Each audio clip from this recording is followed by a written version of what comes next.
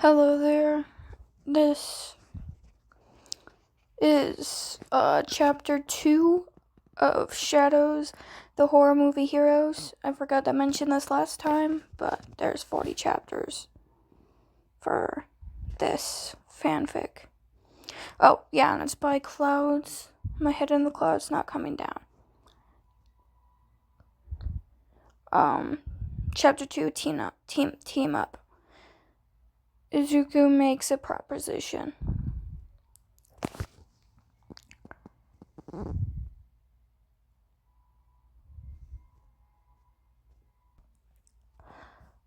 Hitoshi reapplied the bandages from a few days ago.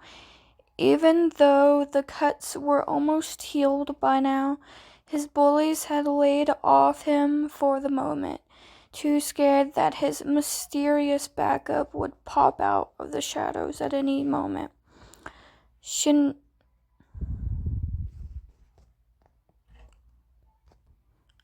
I keep wanting to say Shinsho instead of Hitoshi every single time I read his name. Blech. Hitoshi knew better than to expect that to last forever, especially once they figure out that the guy they were so afraid of was actually just a quirkless kid from another school who had his own bullies to worry about. Still, the break was nice while it lasted. Hitoshi stretched and climbed into bed to browse his phone until he felt tired enough to sleep. His foster parents didn't really care what he did when he had insomnia as long as he was quiet and didn't leave his room. But then again, the quiet rule had been pretty much consistent since he turned 4, so it wasn't that bad. At least he didn't have to worry about sharing a room, even if it stung a little that the other kids would rather let him have the attic to himself rather than share a room with the villain. Once his current fosters realized a roommate wasn't going to work, they cleaned out the tiny space above the garage and shoved him there to make room for the other kids. Half the walls were bare plywood, and it was miserably hot in the summer, but Hitoshi couldn't complain. At least he had a window in the roof so he could watch the stars. When he inevitably got bored of his phone, it was cloudy tonight, but he glanced up anyway to see what constellations were out, then promptly scrambled out of bed, barely sniffling a scream as he glimpsed a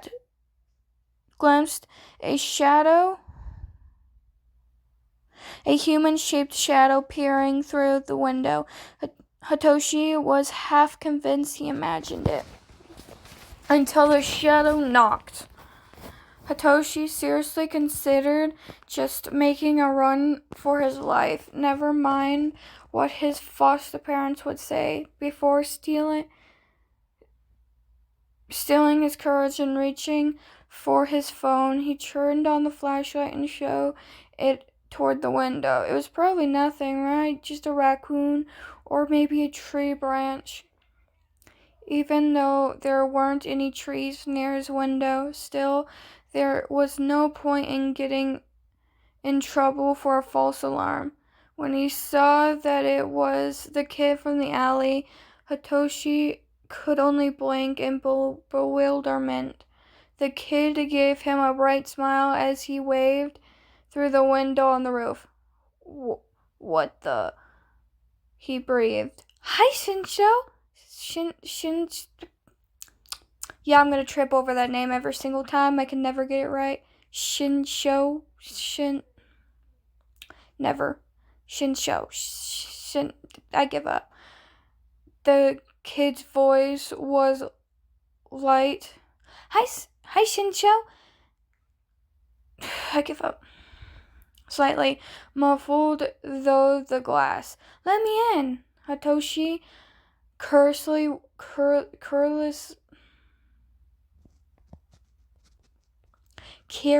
won out over his intelligence. And before he knew it, he reached out and unlatched the window. The kid tumbled into his bed with a quiet thump and ruffled his curls, which did absolutely nothing to make them more presentable, before looking up. Thanks. I'm Azuka Midori, by the way. I don't think I ever got around to mentioning that the other day. I thought I told you to go away, Hitoshi said blankly. Oh, you did. Midori nodded agreeably. You have a really cool quirk, by the way. You're gonna be able to do so many awesome things with it. So, why are you here? Hitoshi could feel a migraine coming on. Actually, back up. How are you here? I didn't even tell you my name. Oh, well, Midoriya looked almost embarrassed. I actually started with your uniform? My uniform. Hitoshi did a double take. Wait, started? Midoriya nodded. Well, I know there was a lot of schools that used the same uniform, so I looked at what time they ended and crossed off the ones that were within walking distance of where we met. Then I scanned through the websites of the ones left, because at least at my school, the boys are the ones with the strongest quirks, and ended up getting featured a lot. So I figured I might be able to find one of yours. Once I found your school, I dug a little deeper and figured that it's your last year too, but I couldn't find what class you were in or what your name was, so I kinda just asked around about a kid with a verbal activation quirk, threw out 90% of the rumors, figured out what your name was, and used it to find you. Hitoshi stared at Midoriya, who was looking at him expectantly. That's kinda creepy. Izuku, to his surprise, Midoriya grinned. I know, isn't it great? Hitoshi raised an eyebrow. No? Okay, well, not traditionally, but Midoriya bit his lip. You want to be a hero, right? Hitoshi nodded hesitantly.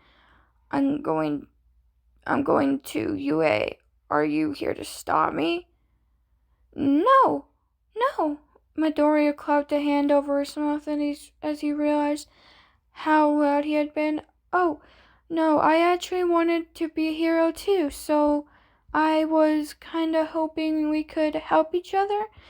Any might be like hero partners, because, well, Toshi gestured for him to continue. But what? Because you think hanging around a villain will make you less of a target? No. Midoriya puffed his cheeks in frustration. It's just, let's face it, neither of us are ever going to be the kind of hero that brings people hope. Kids like us can't be heroes like All Might. Maybe you can't, Hitoshi snarled, but I'm going to prove them all wrong and be. Midoriya waved his hands frantically. No, we can't be heroes like All Might, but we can be different. You see how much prejudice just there is? You've got a villain's quirk, Shinsho, and I'm quirkless. Even if a few more open-minded civilians decide to trust us, there are going to be a lot of people who are never going to be willing to see past our quirks. Hatoshi huffed. Ouch. Okay. Great pep talk. Really inspiring. Let me finish, Midoriya said.